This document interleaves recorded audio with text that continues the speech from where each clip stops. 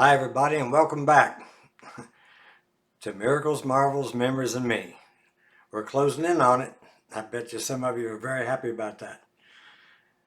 Well, I've had a wonderful life and I thank God and I praise God every day for it. I'm glad I finally grew up. Okay, this chapter here, chapter 11, is called Butterflies into the Wind. I'm sorry to have to admit this publicly, but it's true. Sometimes I forget to put on my spiritual armor, and that's when the devil likes to torment the most, it is.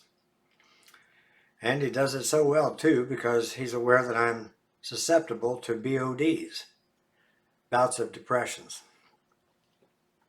You would think that God would come up with something more creative than that, something better to give good people than those bouts of depressions, but you know what? I've got him figured out, I think I do. He's not very smart, only mean, low, and downright stinking rotten. Somehow, and I don't know how he did it, but he got to me again. Depression City, here I come once more.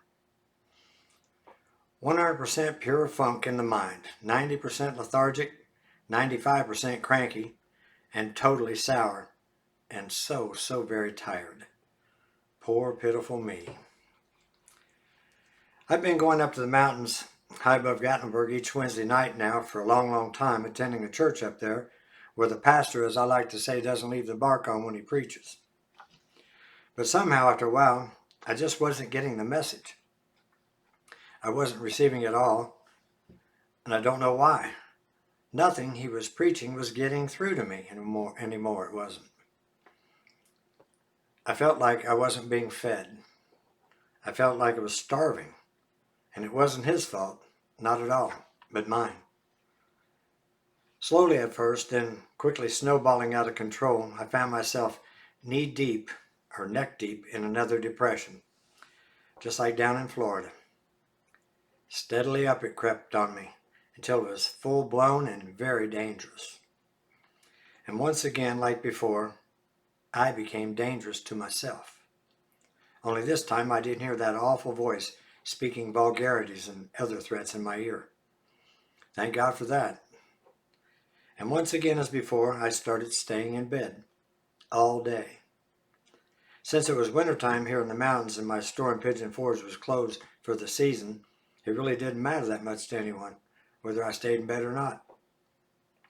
Sometimes I would stay hiding under the blankets till 1 o'clock in the afternoon or even later. Why not? Pat was at work. Stephen was at school. They didn't even know where I was or even suspect that I was there. But I couldn't hide it. Not forever. I couldn't anyway. Pat caught on. "You need some professional help, Don," she pointedly suggested one day. "We can't keep going on like this." Uh-oh. Things have changed. We can't go on this way. Where did the honey part in the sentence she always used with me go? Where was that? The worst part of it was she didn't call me that. Honey. I'd love to hear it from her. That's the trouble, it is. One day, and it wasn't long after that, I got out of my safety zone. Out of my bed. I got dressed and decided to go and do what the Bible told me to do in the book of Haggai. Or Haggai. I don't know. It's a good one. That book, that magnificent short book of the Bible, just 1.5 pages long, spoke volumes to my heart, it did. Literally volumes. This, people say, the time has not come, the time that the Lord's house should be built. To me, to my heart that is, this verse meant, who is it that says it's not time to rebuild my temple? It was and is this time to rebuild, and I'm going to do it. Verse 8 said, "Go up to the mountains and bring wood, and build the house, and I will take pleasure in it, and I will be glorified, saith the Lord." "Why are you up so early?" Pat asked very sweetly one morning, seeing my reflection in the window above the sink area, where she was busy washing some dishes left over from the night before. Don't tell her I told you that about the dishes, okay? She always doesn't, but Don't tell I told you.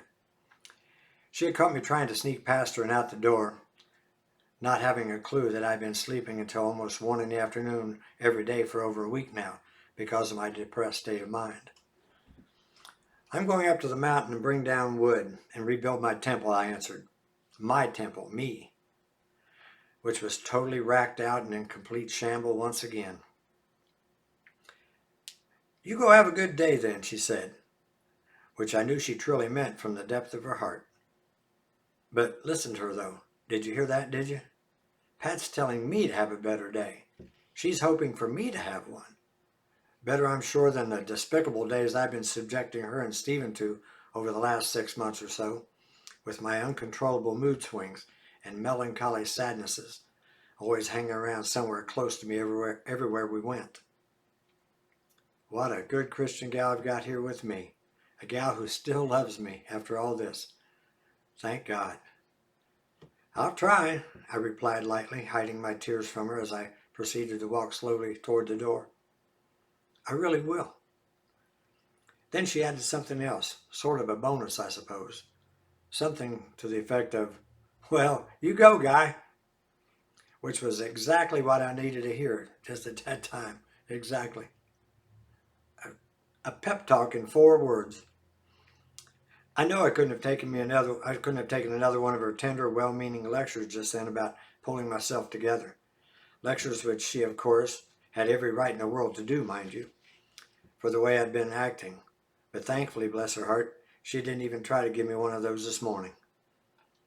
If I'd only known what was about to happen there up on a cold, windy morning on the cold mountain that morning, I would have gone there a whole lot sooner, I promise you that.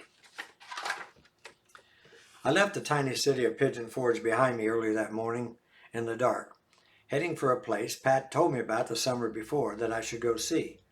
But never, not until this moment, did I have the slightest urge to even do so. I only told her I would, someday. And apparently this was that someday. It was very cold up there at that high elevation that morning, at the place she wanted me to visit. The wind was blustery, blowing furiously from the west and was swirling around every which way. There was no snow as yet up there on the Foothills Parkway near the little area of Townsend, Tennessee, but I fear it's heading my way and soon too, coming closer and closer to the quiet side of the Smokies, as they call it. I remember thinking that I don't want to be caught up here on the top of this mountain in a blizzard, or even a snowstorm, because I only have one of my lighter jackets on and have only about a quarter tank of gas in the tank. When I finally reached the place Pat's directions led me to, I parked in a large parking lot near the top of the mountain, overlooking a beautiful wide vista. Because of the frosty haze this foggy morning, I couldn't see very far out, though, from the mountainside, only a quarter of a mile or so. It was almost 9:30 when I arrived. I kept the engine running and the heater turned full blast. My driver's side window I cracked a little bit to allow some fresh air to come in of its own free will. I sat there for a long while, doing nothing, but soberly contemplating my overwhelming, totally depressed state of mind. Of being or not being. That's what I was contemplating. I picked up the Bible I brought along this morning and began reading it. I chose to read that morning from the book of Haggai. I just knew somehow this book had the answer or answers I so desperately needed. I read the entire book in just a few minutes, when suddenly I felt very, very sleepy, I did. Even though I was so deeply depressed, I'd slept all night last night. I laid the Bible down over on the passenger seat and shut off the engine and went to sleep for I don't know how long. I slept, that is, until a horn close by honked 3 exceptionally long times. Irritating blasts they were. Now, what was that about? Was that necessary, I thought? A horn honking madly like that in mid-February, high up in the mountains, for no apparent reason. Absolutely none. None except to wake me up, I suppose. How rude. Then the horn honker rumbled on by me. I didn't even open my eyes to see what type of vehicle it was, and I really didn't care because of my depression. Even though I just searched the Bible from back to front there for the answer, or answers I was looking to save me, I still didn't know what I was going to do. I didn't know if I was going to harm myself or not. I'm sure you know what I mean when I say harm here. I just don't like to say it out loud, even here today. Thankfully, this time, though, I did care about Pat and our dear precious son, Stephen. That I'm awfully happy to admit. With my eyes closed, I lifted my head to the upright position, facing forward. Opening my eyes, I was awed by what I saw straight out in front of me. Not to one side, mind you, or the other, but straight out in front of me. There were 3 gigantic birds, raptors I'll call them here for a better word, and they are no further away from me than 50 yards, maybe even less. They're just birds, I know that, but what's so unusual is they're birds flying in a perfectly straight line, one after the other, nose to tail, nose to tail. You just don't see birds doing that. Not any birds. Not in this formation anyway, you don't.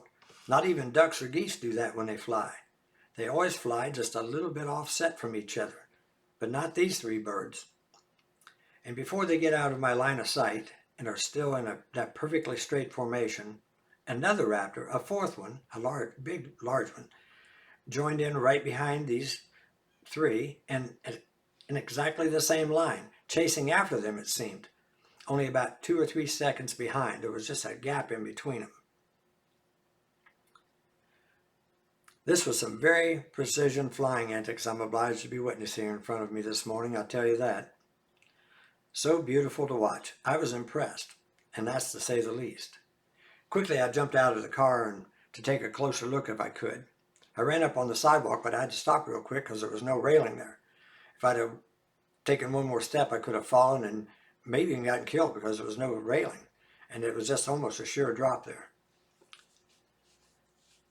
The birds were flying now directly straight into the blustery, gusting wind that were streaming up from the valley below. But even so, they easily maintained the course they were on. I tell you, that wind that morning was so strong coming up the mountainside, it was pushing my hair straight back, it was. I'm still glad I got here, but it was pushing my hair straight back. Before the birds got out of eyesight, though, something caught my attention down below, down at my feet. Whatever this was pulling my eyes away, was something interesting. Now, you may not believe this, and it doesn't matter to me if you do or you don't, but I looked away from the birds and down at my pant leg now, and don't worry if you don't believe this, because I have trouble believing it myself, were 2 separate clusters of little butterflies flying around my leg. One cluster was pure white, pristine white, white as snow, while the other one was a magnificent purple, royal purple. There were butterflies flying everywhere around my right leg. Then they, as if on cue, began flying between both of my legs, in and out, back and forth like a delicate dance. Then, as a single blended group together, they flew away from me and flew westward, heading straight into that mighty, forceful wind, bouncing and dancing off as butterflies do in the same direction as the raptors had done just moments before. The only difference being, I could tell, was that the butterflies remained close to the side of the mountain, flying into the trees and the bushes there to my left. And remember, if you will, all this was happening into the wind, and in February, mid-February to be exact. Have you ever seen butterflies in February? I know I haven't. Not until now I haven't, that is. Quickly I got back in my car because I was about to freeze to death, and I turned on the engine and the heater full blast. I was in the thawing out process then, rubbing my hands back and forth together when I recognized the sound of the vehicle that had honked the horn earlier.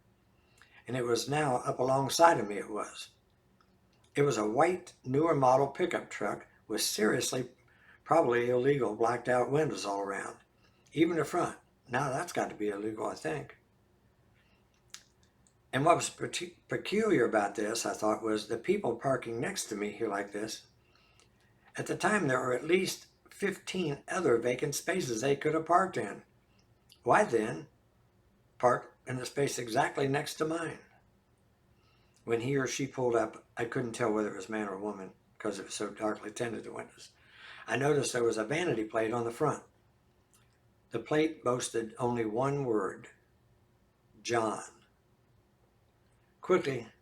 As quickly as the vehicle pulled in, it pulled back out again, hardly stopping at all, just left, heading back down the mountain the way it came up several minutes before. Reaching across the front seat for my Bible, I asked the Lord, "Do you want me to read from the book of John, Lord? Is that what you're saying here? Is that what you want?" I had a very strong impression just then that that's just exactly what he wanted. He wanted me to read from the book of John. I opened the Bible. It opened almost by itself, though. It opened to the book of John. And once again, believe it or not,